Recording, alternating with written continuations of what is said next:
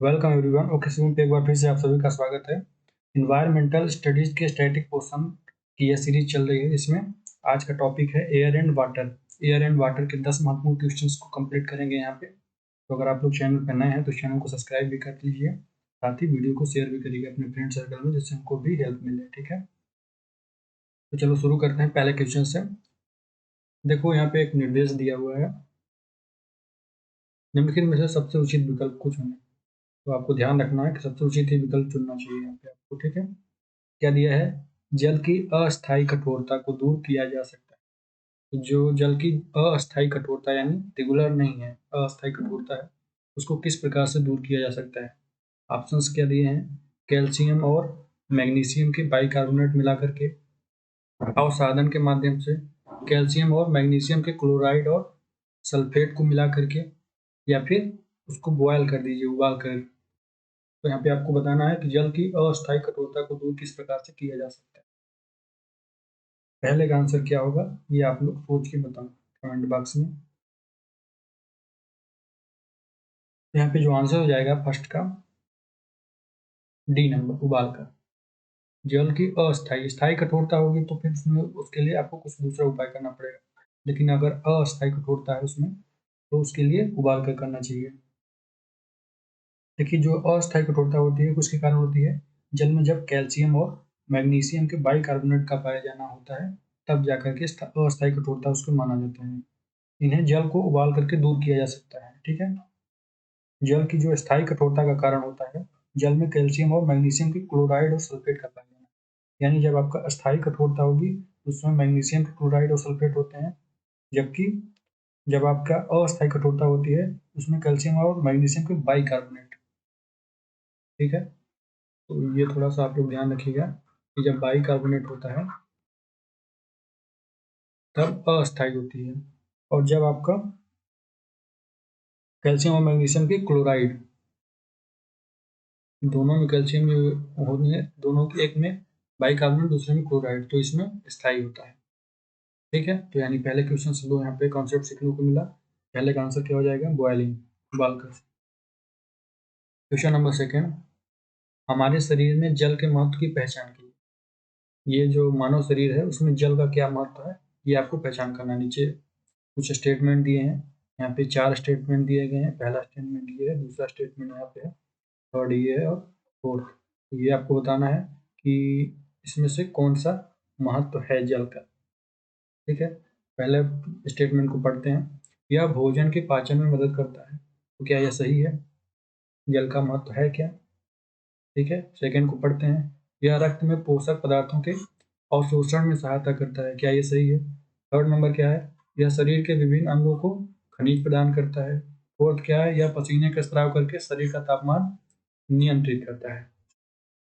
तो ये जो आपके चारों स्टेटमेंट दिए हैं, इसमें से ये बताना है क्या जल का महत्व सही है, जो चारों स्टेटमेंट के रूप में दिया हुआ है। ऑप्शंस क्या दिए हैं? ऑप्शंस दिया है केवल 1 और 2 के रूप में, 2 और 3 के रूप में, 1, 3 और 4 के रूप में, या फिर ये सभी के रूप में। इसमें से आपको चूज करना है क्वेश्चन सेकंड का आंसर क्या होगा। ठीक है, सोचो और उसको बताओ, फिर हम बताते हैं।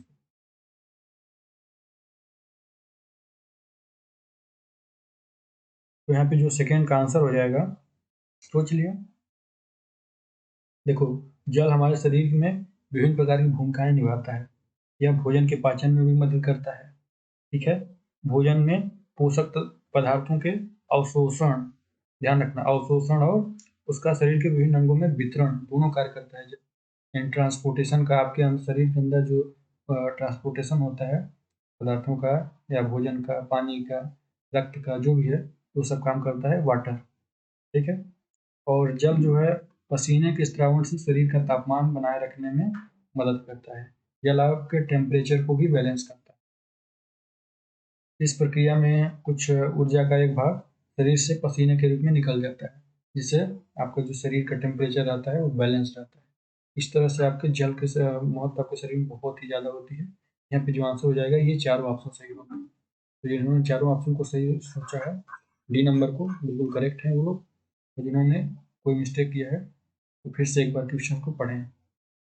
अगले क्वेश्चन की ओर चलते हैं। क्वेश्चन नंबर थर्ड, ये कैसा हुआ है?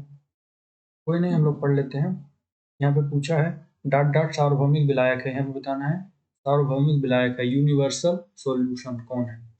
ऐसा मतलब पूछ रहा है कि ऐसा कौन सा विलायक है जिसमें सभी को सम्मिलित हो जाते हैं, सभी विलयन विलित हो जाता है। तो पारा होता है, नमक होता है, वायु होता है या पानी, जो सार्वजनिक या यूनिवर्सल सार्वभौमिक विलायक होता है। ठीक है, तो क्वेश्चन समझ में आया। अब आंसर इसका क्या होना चाहिए। तो ये काफ़ी आसान है, इस तरह से क्वेश्चन तो आने चाहिए तो पूरे के पूरे मार्क्स मिल जाए, इवन 150 टू 150 मिल जाएगा, ऐसे ही क्वेश्चन भरे पड़े रहें तो। काफ़ी आसान है। इसका आंसर हो जाए पानी। वाटर एक ऐसा विलायक है, सॉल्यूटेंट है, जो आपके सभी चीज़ों को आसानी से विलित कर लेता है और अलग भी हो जाता है। पानी में ही आपके जो भी चीज़ें कचरे होते हैं सब मिल जाते हैं।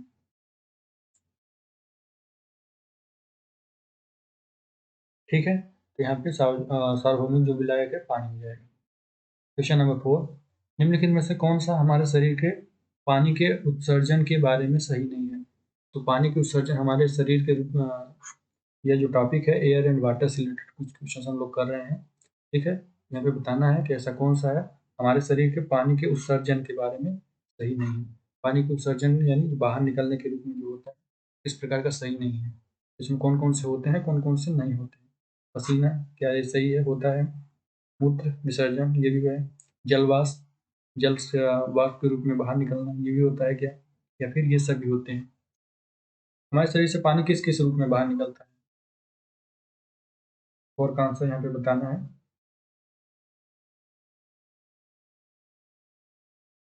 तो इस रूप में भी निकलता है, इस रूप में भी, जबकि ये नहीं हो लागू होता है, ये अपने ऊपर नहीं लागू होता है, ये पेड़ पौधों में पाया जाता है। ठीक है, ये पेड़ पौधों में लागू होता है। यानी ग्रुप तो सभी जिन्होंने लगाया बिल्कुल गलत है। तो यहाँ पे जो आंसर बता रहा है, चूंकि यहाँ पे पूछा क्या है, नहीं के रूप में पूछा है। ठीक है, ध्यान रखना है क्वेश्चन। तो यहाँ पे पूछा है पानी को उत्सर्जन के बारे में कौन सा सही नहीं है, तो ये सी नंबर सही हो जाएगा। सी मानव में नहीं पाया जाता बल्कि पौधों में पाया जाता है, यानी जलवाष्प पौधों में होता है। क्वेश्चन नंबर 4 का आंसर सी। 5 देखें, वायु में उपस्थित आर्द्रता डॉट डॉट का एक उदाहरण है। वायु में जो आर्द्रता उपस्थित होती है किसका एक उदाहरण होता है। ठीक है,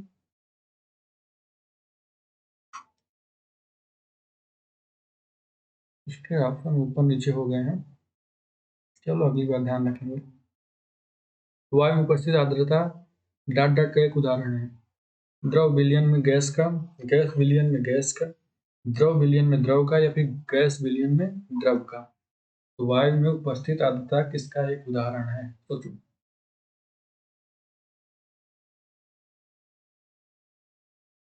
सोच लिया क्वेश्चन 5 का आंसर। इसका जो आंसर हो जाएगा, देखो, वायु में मौजूद जल वाष्प पर्यावरण में आर्द्रता बनाए रखती है, ये पता है ना। इसलिए वाष्प के रूप में द्रव की मात्रा कम होती है। इस विलयन को गैस विलयन में द्रव कहा जाता है। ठीक है, यानी यहाँ पे जो 5 का आंसर हो जाएगा गैस विलयन में द्रव, डी नंबर। अच्छे से दिखाई नहीं दे रहा है, इसलिए कह सकते हो कि सर दिखाई नहीं दे रहा है। तो देख लो, गैस विलयन में द्रव, डी नंबर आपका ऑप्शन है, और यही सही है। वायु में उपस्थित आर्द्रता गैस विलयन में द्रव का एक उदाहरण नहीं होगा। 5 का आंसर डी।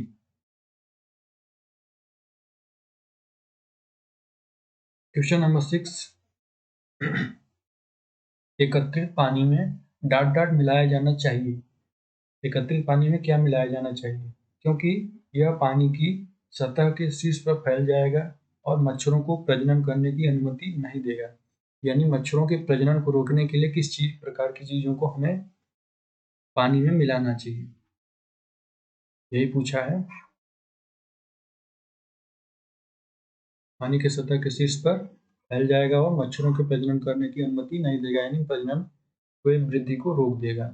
फिटकरी मिलाकर मिलाकर मिलाना चाहिए, मिट्टी तेल, या फिर नमक, कैल्शियम क्लोराइड, किस चीज़ का, किस विलयन या किसी पदार्थ का हमें पानी में उपयोग करना चाहिए जिससे मच्छर ग्लू ना कर सके, उनका प्रजनन ना हो पाए। तो बरसात में अक्सर ऐसा हम लोग करते हैं कि जिससे मच्छर एकत्रित ना हो, उसके लिए क्या किया जाता है, जहाँ पे पानी इकट्ठा होता है वहाँ पे मिट्टी के तेल का उपयोग करते हैं। देखो, साफ पानी में अगर मिट्टी का तेल मिला देंगे वहाँ पे मच्छरों को पानी में पनपने से ये रोक देता है। क्योंकि जो प्रजनन होता है मच्छरों और पानी से संबंधित विभिन्न बीमारियां भी हो सकती हैं, उसको यह रोकने का काम करता है। फिटकरी का इस्तेमाल पानी को शुद्ध करने के लिए किया जाता है, जो आपको पहला ऑप्शन है, इसका उपयोग पानी को शुद्ध करने के लिए किया जाता है। इसको अगर पानी में डाल देंगे, जितने भी पानी में छोटे छोटे अशुद्ध विलयन होते हैं वो सबको एक जगह की इकट्ठा चुंबक की तरह खींच लेगा और नीचे सतह पर बैठा देता है और पानी शुद्ध हो जाता है। पानी को शुद्ध करने के लिए फिटकरी, क्लोरीन जैसे वस्तुओं का उपयोग किया जाता है। तो यहाँ पे जो आंसर पूछा है मच्छरों के प्रजनन को रोकने के लिए, तो मिट्टी का तेल सभी लोगों ने लगाया होगा, लोगों को उम्मीद है। ठीक है, काफी आसान क्वेश्चन लग रहे होंगे, है ना। क्वेश्चन 7 पे चलते हैं। क्वेश्चन ऊपर नीचे हो गया। क्वेश्चन 7 देखो, जल की एक अनुचित गुण की पहचान करें। यहाँ पे बताना है जल की एक अनुचित गुण की पहचान करना है। जल का ऐसा कौन सा गुण है जो अनुचित है, सही नहीं है। शुद्ध जल गंधहीन और स्वादहीन होता है, क्या यह सही है, ये बताना है। जल का कोई निश्चित आकार नहीं होता, क्या ये सही है। जल का शुद्ध जल का रंग नीला होता है, क्या ये सही है। या फिर जल अपने से प्रकार को गुजरने देता है, प्रकाश में होगा, प्रकार नहीं होगा। ठीक है, ये सारा कर लेंगे। जल अपने से प्रकाश को गुजरने देता है। अब यहाँ पे आपको क्या बताना है, जल का एक गुण नहीं है, जल का अनुचित गुण। 7 का आंसर यहाँ पे सी नंबर हो जाएगा। शुद्ध जल का रंग नीला नहीं होता है, बल्कि कैसा होता है शुद्ध जल का रंग।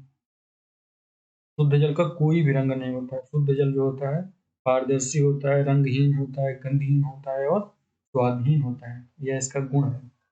जल अपने अंदर घुलने वाले कणों के कारण रंग, गंध और स्वाद ग्रहण करता है।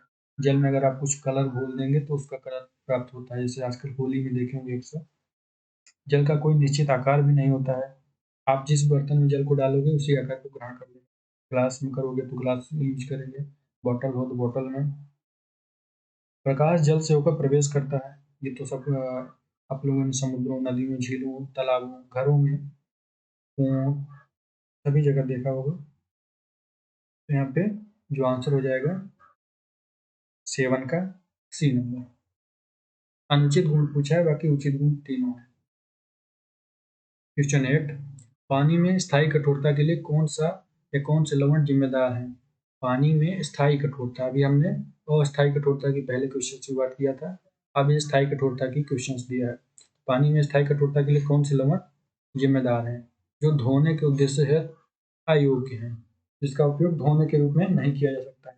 तो कार्बोनेट और बायोकार्बोनेट, क्लोराइड और सल्फेट, सिलिकॉन और मैग्नीशियम, नाइट्रोजन एंड कार्बन, ऐसा कौन सा इसमें जो कॉम्बिनेशन है वह जल के स्थायी कठोरता के लिए जिम्मेदार होता है, उत्तरदायी होता है, प्रभावी होता है। 8 का आंसर यहाँ पे क्या होगा, तो क्लोराइड और सल्फेट, बी नंबर इसका आंसर हो जाएगा। देखो, पानी में जो कठोरता खनिज पदार्थों की वृद्धि के कारण होती है, जो स्वास्थ्य संबंधी गंभीर समस्याओं को और औद्योगिक समस्याओं को भी जन्म देती है। पानी की कठोरता 2 प्रकार की होती है, अस्थायी और अस्थायी, यानी रेगुलर और इरेगुलर। पानी की स्थायी कठोरता क्लोराइड और सल्फेट नामक 2 आयनों के कारण होती है। क्लोराइड और सल्फेट 2 आयन्स होते हैं जिसके कारण होती है। और जो पानी की अस्थायी कठोरता होती है वह कार्बोनेट और बाइकार्बोनेट, मैंने पहले बताया था कि अगर अस्थायी कठोरता पूछ रहा है उसमें क्या पाया जाएगा, कार्बोनेट और बायोकार्बोनेट। अगर स्थायी पूछ रहा है तो क्लोराइड और सल्फेट, ये हो जाएगा। 8 का आंसर यहाँ पे बी नंबर होगा।